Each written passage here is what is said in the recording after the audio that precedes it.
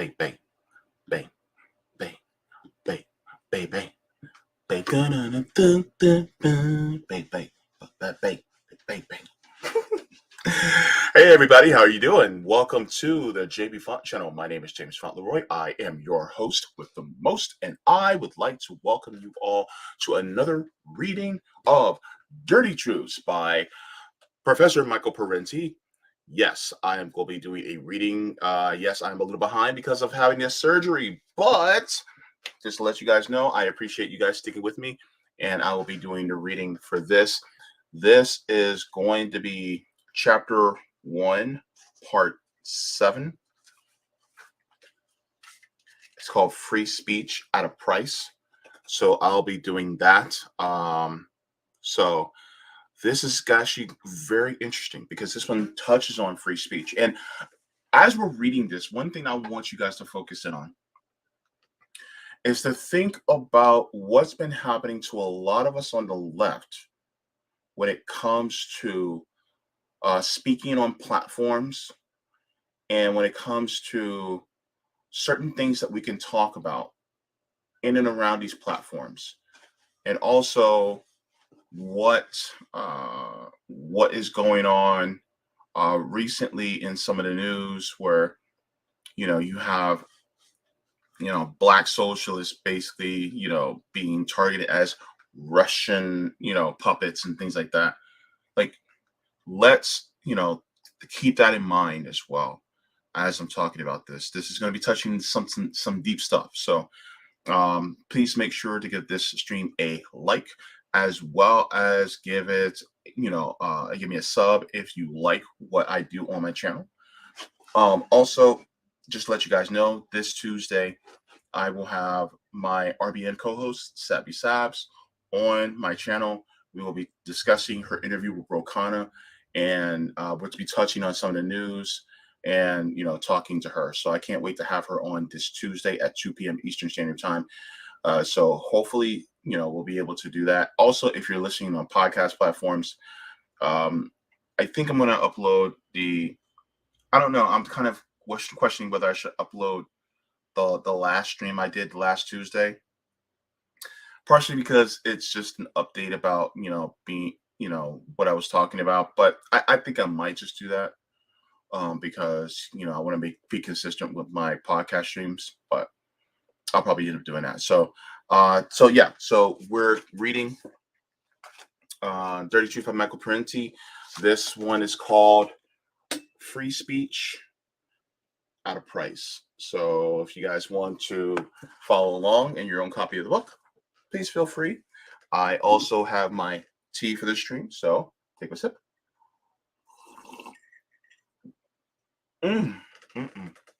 Oh, by the way, everybody who contributes to patrons on Patreon, and as well as coffee, as well as people who contribute on things like my my Cash App, PayPal, and Venmo, things like that, I appreciate it very much. It means a lot to me, and it also keeps the lights on, literally. So thank you so much. And yeah, I do have a GoFundMe on my Twitter page too. So if you guys feel so inclined to do that too, that's there as well. But let's talk about free speech. Let's talk about free speech, baby. I tried to make it into a song, but it just didn't work. I'm not that most musically inclined, but I'll stick to my day job. Speaking of day job, free speech at a price. What does it mean to say we have freedom of speech? Many of us think free speech is a right enjoyed by everyone in our society. In fact, it does not exist as an abstract right. There is no such thing as a freedom detached from the socioeconomic reality in which it might find a place. Speech is a form of interpersonal behavior. This means it occurs in a social context, in homes, workplaces, schools, and before live audiences or vast publics via the print and electronic media. Speech is intended to reach the minds of others. This is certainly true of political speech, but some kinds of political speech are actively propagated before mass audiences, and others are systemically excluded. Ideologically distributed. In the political realm, the further left one goes on the opinion spectrum, the more difficult it is to gain exposure and access to larger audiences. Strenuously excluded from the increasingly concentrated corporate owned media are the people on the left who go beyond the conservative liberal orthodoxy and speak openly about the negative aspects of big capital and what it does to people at home and abroad. Progressive people, designated as quote unquote the left, believe that the poor are victims of the rich and the prerogatives of wealthy and powerful interests should be done away with. They believe labor unions should be strengthened and the rights of working people expanded. The environment should be rigorously protected. Racism, sexism, and homophobia should be strenuously fought, and human services should be properly funded. Progressives also argue that the revolutionary governments that bring social reforms to their people should be supported rather than overthrown by the U.S. national security state. That U.S. sponsored wars of attrition against reformist governments in Vietnam, Nicaragua, Angola, and a dozen other countries are not quote unquote mistakes, but crimes perpetuated by those who will go to any length to maintain their global privileges. To hold such opinions is to be derived from any regular access to major media. In a word, some people have more freedom of speech than others. I'm going to read that again. In a word, some people have more freedom of speech than others. People who take positions opposing the ones outlined above are known as conservatives or right wingers. Conservative pundits have a remarkable amount of free speech. They favor corporations and big profits over environmental and human needs, see nothing wrong with amassing great wealth while many live in poverty, blame the poor for the poverty that has been imposed upon them, see regulations against businesses as a bureaucratic sin, and worship at the altar of the free market. They support repressive U.S. interventions abroad and pursue policies opposed to class, gender, and race equality. Such writers as Rush Limbaugh, William F. Buckley Jr., John McLaughlin, George Will, and Robert Novak enjoy much more exposure to mass audiences than left liberals and populists like Jim Hightower, Jerry Brown, or Ralph Nader. All of them, conservatives and liberals, enjoy more exposure than anyone on the more quote unquote radical or Marxist left. It is the economic power of the rich corporate media owners and advertisers that provides right wingers with so many mass outlets that the latter's wit and wisdom, not the latter's wit and wisdom. It is not public demand that brings them on the air. It is private corporate owners and sponsors. They are listened to by many not because they are appealing, but because they are so available. Availability is the first and necessary condition of consumption. In this instance, supply does not merely satisfy demand, supply creates demand.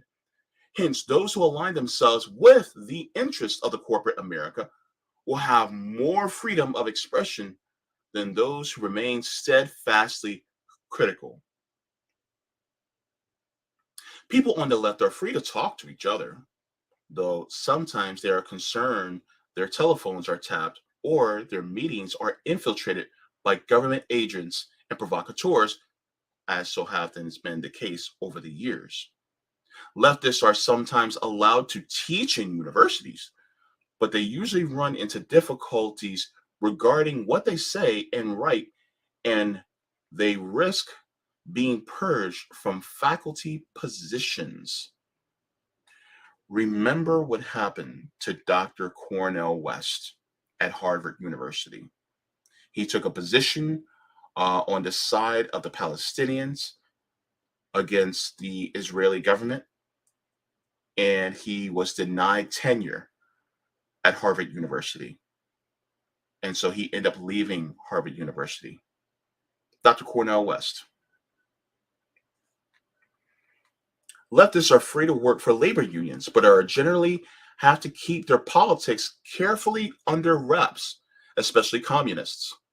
People on the left can even speak publicly, but usually to audiences that seldom number more than a few hundred.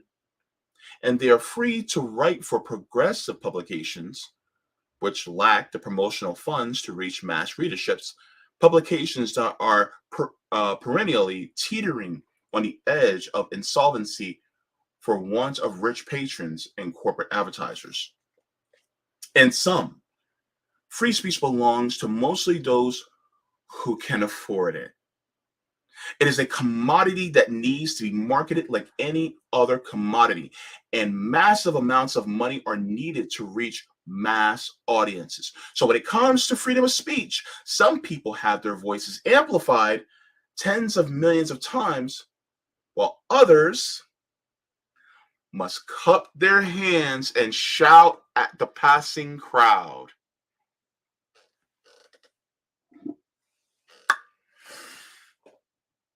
Take a sip, y'all. This is going to be a good one.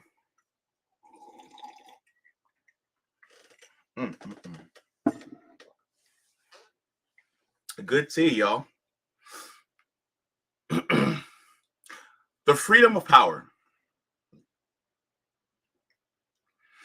We are taught to think of freedom as something antithetical to power. And there is something to this. The people's hard-won democratic rights do sometimes act as a restraint on the arbitrary power of rulers. But to secure our freedom, we have to mobilize enough popular power to check state power.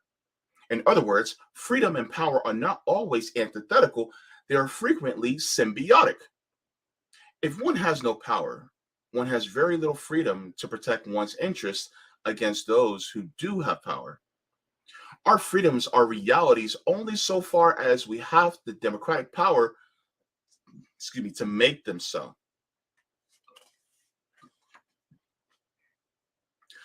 People on the left have freedom only to the extent that they have rallied their forces, have agitated, educated, and organized strikes, boycotts, and demonstrations, and have fought back against the higher circles. They have no freedom to reach mass audiences because popular power and iconoclastic opinion have not penetrated the corporate citadels that control the mass communication universe. We were never, quote unquote, given the freedoms that we do have, certainly not by the framers of the Constitution. Recall that the Bill of Rights was not part of the original Constitution. It was added after ratification as 10 amendments. When Colonel Mason of Virginia proposed a Bill of Rights at the Constitutional Convention in Philadelphia in 1787, it was voted down almost unanimously. Massachusetts abstained. Popular protests, land seizures by the poor, food riots, and other disturbances made the men of property who gathered in Philadelphia uncomfortably aware of their need for an effective central authority that could be sufficiently protective of the property classes. But such popular ferment also set a limit on what the framers dared to do. Belatedly and reluctantly, they agreed to the ratification struggle to include a Bill of Rights, a concession made under threat of democratic agitation, and in the hope that the amendments would ensure ratification of the new Constitution. So the Bill of Rights was not a gift from that illustrious gaggle of rich merchants, land and currency speculators, and slaveholders known as our quote-unquote founding fathers. It was a product of class struggle. The same was true of the universal franchise. It took mass agitation from the 1820s to the 1840s by workers and poor farmers to abolish property qualifications and win universal white male suffrage. Sorry. Almost a century of agitation and struggle was necessary to win the franchise for women, and a bloody civil war and subsequent generations of struggle were needed to win the basic political rights for African Americans, a struggle still far from complete. During the early part of the 20th century, a nationwide union movement in this country called the Industrial Workers of the World, also known as the Wobblies, struggled for the betterment of working people in all occupations. To win gains, the Wobblies had to organize. That is, they had to be able to speak out and reach people. To speak out, they had to confront the repressive tactics of local police who would beat, arrest, and jail their organizers. The Wobblies discovered that if they went into a town with 500 people instead of five, the sheriff and his deputies could do little to stop them from holding public meetings. The right to free speech was established de facto during the course of class struggle. The wobbly free speech rights were simultaneously a struggle for procedural democracy impelled by a struggle for substantive economic democracy. This fight continued into the Great Depression. A mass organization and agitation brought freedom of speech to hundreds of local communities where police had previously made the practice of physically assaulting and incarcerating union organizers, syndicalists, anarchists, socialists, and communists. So it went with other freedoms and democratic gains like the 8-hour day, Social Security, unemployment and disability insurance, and the right to collective bargaining. All such democratic economic gains, even though they may be seriously limited and insufficiently developed, exist to some degree because of popular struggle against class privilege and class power. Freedom from criminal intelligence agencies. Like other freedoms, free speech is situational. It exists in a social and class context, which is true of democracy itself. Once we understand that, we can avoid the mistaken logic of a news columnist like Nat Hentoff, who repeatedly attacks left activists who commit civil disobedience protesting CIA campus recruiters and military recruiters.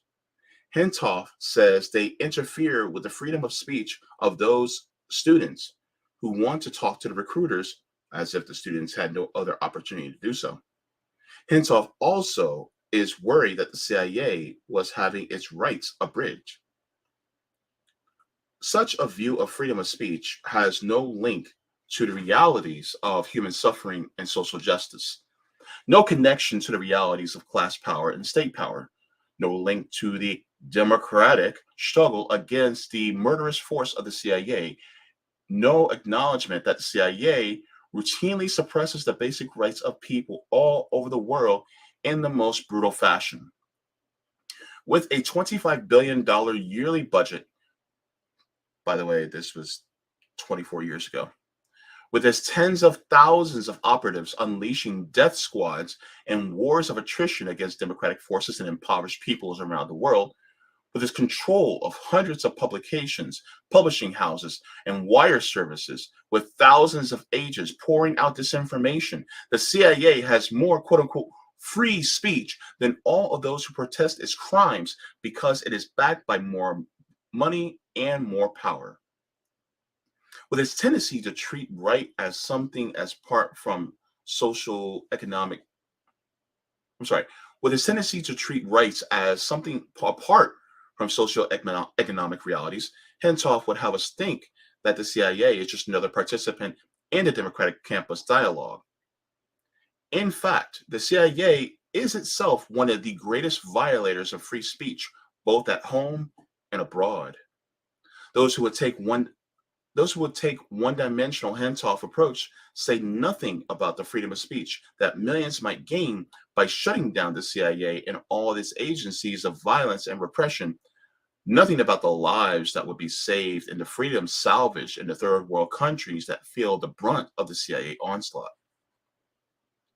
By coercively limiting CIA recruitment, the campus demonstrators made a statement that goes beyond discourse and became part of the democratic struggle. By dramatically, through direct confrontation, questioning the CIA's legitimacy on college campuses and thereby challenging, even a small way, its ability to promote oppressive political orders around the world, the demonstrators were expanding the realm of freedom, not diminishing it. Of course, this has to be measured against the violations these same protesters commit, specifically the inconveniencing of some upper and upper middle class students who don't want to have to travel off campus in order to ask CIA recruiters about pursuing a career of political crime. This latter right seems to weigh more heavily in Hentoff's mind than all the attendant misdeeds perpetuated by the CIA. If we take Hentoff's position, there can be no direct actions, no civil disobedience by the powerless against the established powerful, because these would constitute infringements on the recruitment efforts of the CIA. Hentoff's failure to deal with the context of power and wealth and free speech issues leaves him in the ridiculous position of defending the CIA's freedom of speech, and worse, its freedoms of action. In the same position that led to the overthrow of the fairness doctrine, the corporate media bosses were being limited in their free speech because they had to grant it to others. Struggle for more democracy. If the Reagan Bush Clinton years have taught us anything, it is that our freedoms are neither guaranteed nor secure unless we agitate and show our strength. If democratic struggle has taught us anything, is that our rights are not things that must be quote unquote preserved. Rather, they must be vigorously used and expanded. As with the physical body, so with the body politic, our capacities are more likely to grow if exercised and developed. Freedom of speech needs less abstract admiration and more militant exercise and application. Use it or lose it. Democracy is not a quote unquote precarious, fragile gift handed down to us like some Grecian urn. Rather, it is a dynamically developing process that emerges from the struggle between popular interests and inherently undemocratic nature of wealthy interests. Rather than fear and quote unquote excess of democracy, footnote reads, a term used by, among others, Harvard political scientist and Cold War apologist Samuel P. Huntington. Back to the paragraph. As do some of our media pundits and Mandarin academics, we must struggle for more popular war, more victories for labor and human services, more victories against racism, sexism, and militarism, and against capitalism's apparent willingness to destroy the environment. And we need to muster more we need to muster more opposition to US interventions around the world. We must push for more non-for-profit economic development, more democratic ownership of productive forces and services, more ideological variety of dissidents in the mainstream media, more listener-controlled access to radio and television stations. And I will also say reader-controlled access to websites too. In every field of endeavor, we must learn to see the dimensions of the struggle that advances the interests of the many and oppose the interests that outrageously privilege overweening few. In other words, a struggle for more democracy of the kind that brings an advance in social conditions for everyone, a socially conscious allocation of community resources for the sake of the community rather than for the greed of private investors, and an equalization and improvement of life standards that in effect bring less freedom for the CIA and the interest it serves, but more freedom for the rest of us. Essential to such an agenda is a freedom of speech that is not limited to media moguls and their acolytes, but is available to persons of all ideological persuasions. So that was a little bit of a short part, but that was uh, Free Speech at a Price from Dirty Truths and Michael Parenti's book. That was part 7 of chapter 1. The next part will be chapter 1, part 8. This, I like the title of this. I'll be reading next is Term Limits, Trick or Treat. So that's going to be interesting. Term limits, trick or treat. So I can't wait to get into that. We're almost done with chapter 1. There's 5 chapters, so I'm almost done with chapter 1. So this is going to be very interesting. But yes, it's just interesting how I love how Parenti basically talks about how those of us on the left, our freedom of speech is suppressed because the system favors the right wing corporate type of politic that pushes more of this top down type of view. It goes against the worker in favor of the corporate overlords because that's where the money is. That's where the power lies.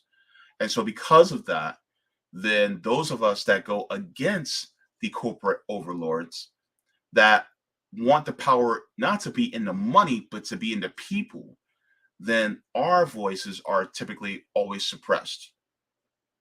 Look at what's happening. Look at what happened with RT. People like Chris Hedges,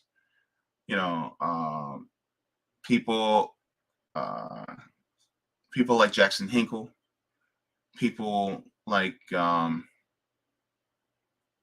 my goodness, I'm forgetting his name. But he was also on RT. Many people, you have people like Nico House and um, so many different people who were speaking truth to power. And guess what? Cut off. Why? Because it was going against corporate interests. Corporate interests actually is what propels them to push the United States to take our military and go abroad in order to extract resources from these countries so that they can use it at a cheap profit so that they can continue to make profit even from people abroad. And the resources from people abroad aren't just material resources, like lithium and oil and opium and things like that. It's also human beings to, to pay them at an extremely cheap price so that they can use their services for a lower cost so that they can retain more profit. So that is one of the things that one of the reasons why people like us here, myself, RBN, Savvy Sabs, people, um, like Heartlands Media, Mikasa Sukasa, the Indian News Network. There's so many of us, the Bank Sisters. There's so many of us that are constantly and consistently suppressed. Like, how many of you, and please let me know in the comments, how many of you came across my channel organically by just, it was suggested to you in YouTube? I bet you that is a very small minority. This is one of the reasons why we always talk about make sure to like and then comment on some of the things that you found interesting in this article. But make sure to comment, like, and subscribe. Why? Because the algorithm is set up against us. It is set up for a more pro-corporate algorithm. And I'm telling you right now, if you think it's wild now, it's going to keep happening.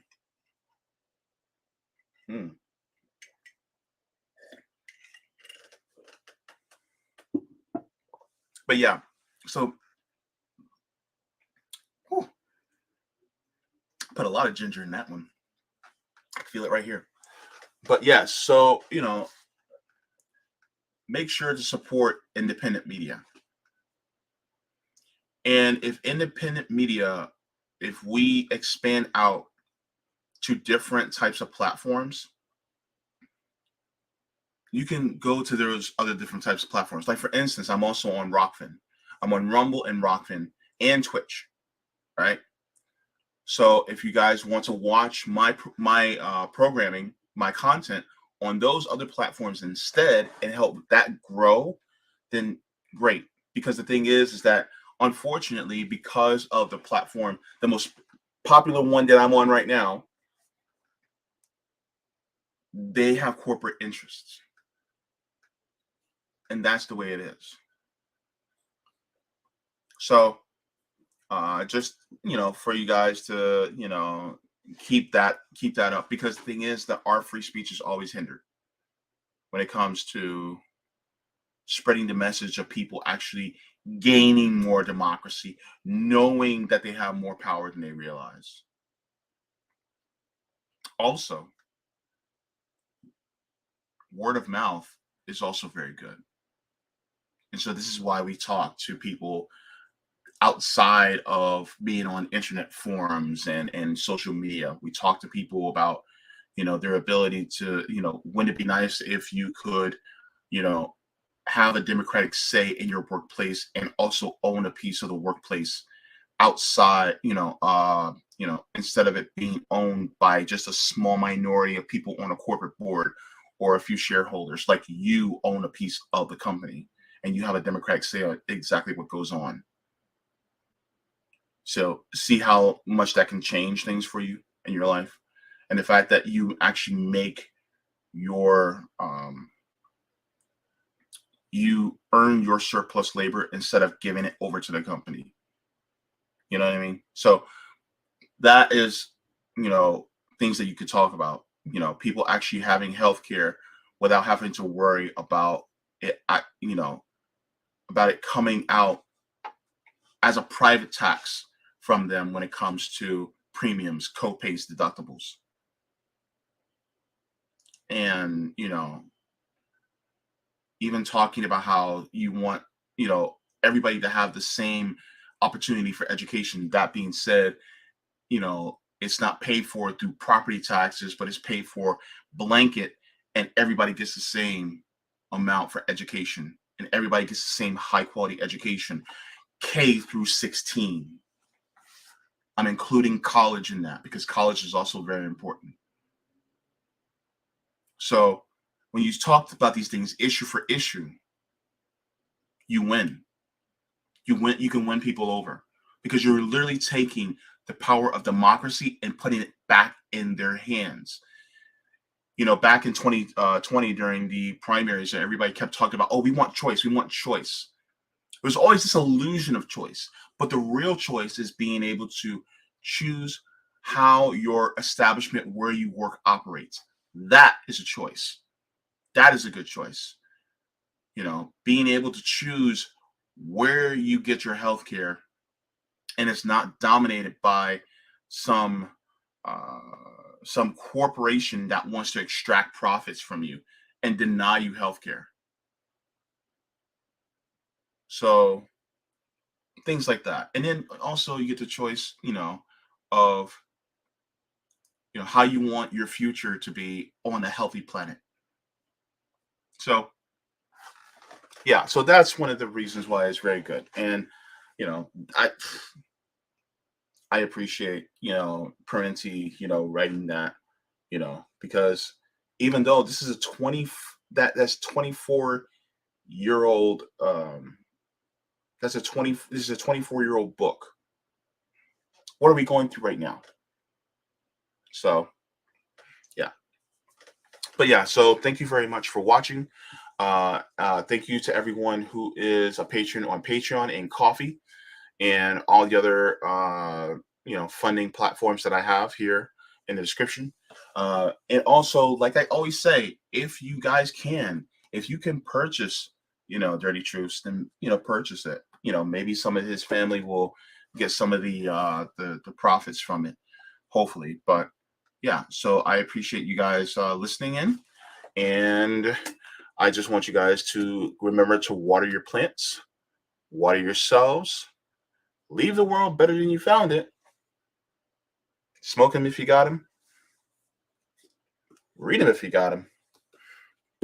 And forehead kisses, butterfly in the sky.